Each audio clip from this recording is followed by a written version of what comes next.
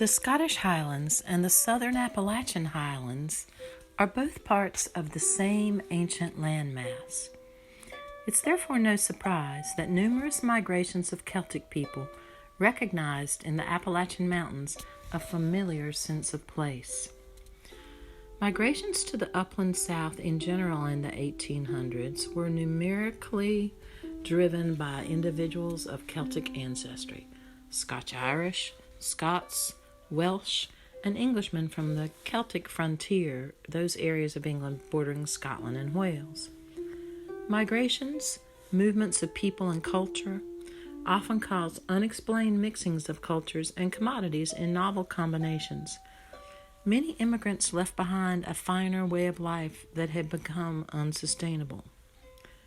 Those that migrated often brought only their skills and the bare necessities to their new homes.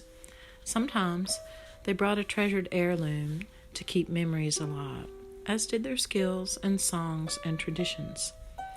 Scottish immigrants brought their sense of home with them to their new homes in the Appalachian Mountains and foothills.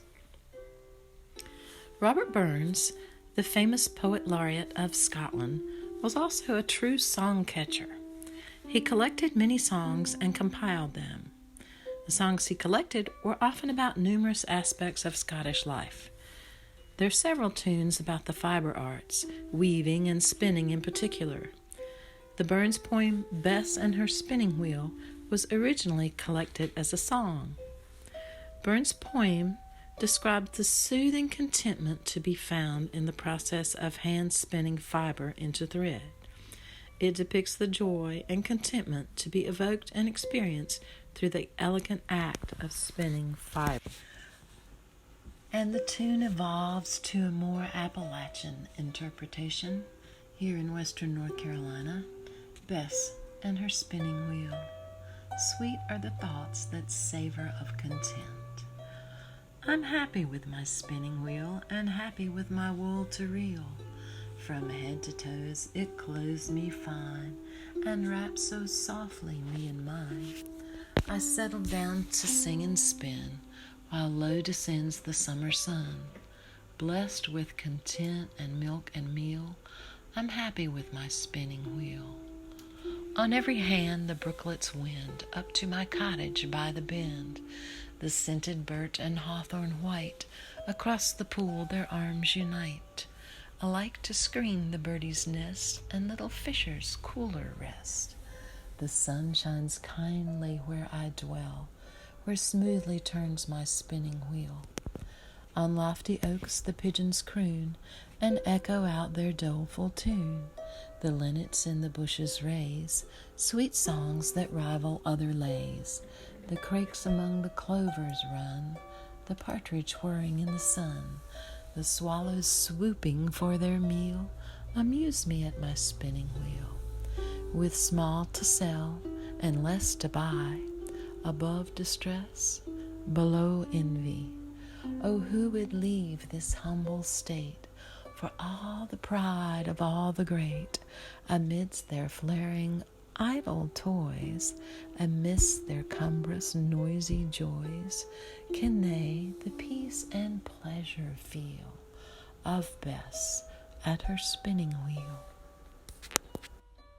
The spinning of fiber is a fundamental step in the creation of fabric, whether the fiber is from animal fiber such as wool or vegetable fiber as in flax spun into linen thread.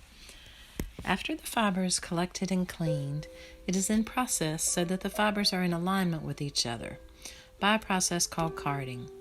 Using hand carders or drum carding machines that align the fibers with each other in a parallel plane, the fiber is now ready to be spun. In the reference series Handicrafts of the Southern Highlands, Appalachian women interviewed stated that they participated in the process of spinning wool and flax in the Appalachian Highlands in the late 1800s. Sheep's wool was a product Scottish folk were familiar with using, as was flax to be produced into linen. Wool was often spun on a drop spindle or on a great wheel. The Scotch handheld drop spindle is a conical shape with a small ball on the pointed end of the cone and a cross cut into the base end. The Scotch drop spindle is called the Gaelican farshad or farcut. This elegant shape was whirlless, thereby having no breakable parts, and easily fitting in a pocket. The design of the Scottish drop spindles facilitated the creation of a pull ball with the yarn stored on it. A pull ball will release its yarn evenly through the inner or outer surface of the yarn ball for later use.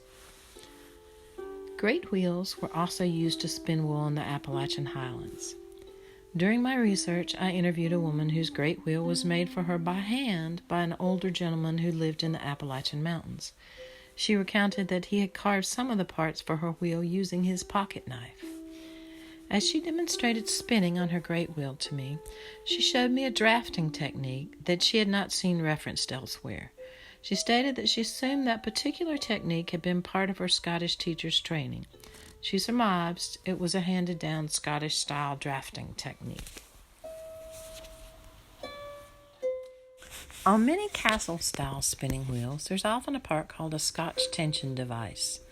This device helps regulate the thread uptake onto the bobbin by maintaining sufficient twist in the fiber as it's being drafted through the hands of the spinner onto the bobbin of the spinning wheel. Scotch tensioning devices were used on spinning wheels in Scotland. The technique was then brought to the Appalachian highlands for the spinning wheels the Scottish settlers crafted for themselves in their new homes. Spinning is a fascinating meditative activity. With just the right balance between hand, foot, and eye coordination, the spinner transforms fiber into thread or applies thread into yarn. The contentment that springs from this rhythmic, repetitive activity of spinning keeps the spinner in present time, soothed into a contemplative state of mind. Spinning takes 3 to 4 times as long as weaving in the process of making fabric. Many times spinning happened in the evening around the hearths of Scottish cabins in Appalachia. Families took turns. Mothers, aunts, and children were often the resident spinners in the family. Spinning was an activity that children participated in, as evidenced by child-sized spinning wheel. During that era, in that remote area of the North Carolina southern Appalachian mountains, there was no electricity, so spinning also often happened on the porches of the cabins during daylight hours. The 2 most common types of fiber used in the late 1800s in western NC were wool and flax. Wool was often dyed in roving form for future spinning, or into loose skeins of spun yarn for future knitting into sweaters, sacks, and petticoats. Yarns were plied together to achieve the desired weight prior to weaving into a fabric that was being woven for a specific use. Garments that required fabric were woven, as were many household goods, from rugs to table linens. Flax that had been processed and spun into linen thread was usually woven into fabric. The finer the thread used, the softer hand the final woven garment had. Linen improves in softness over time through washing.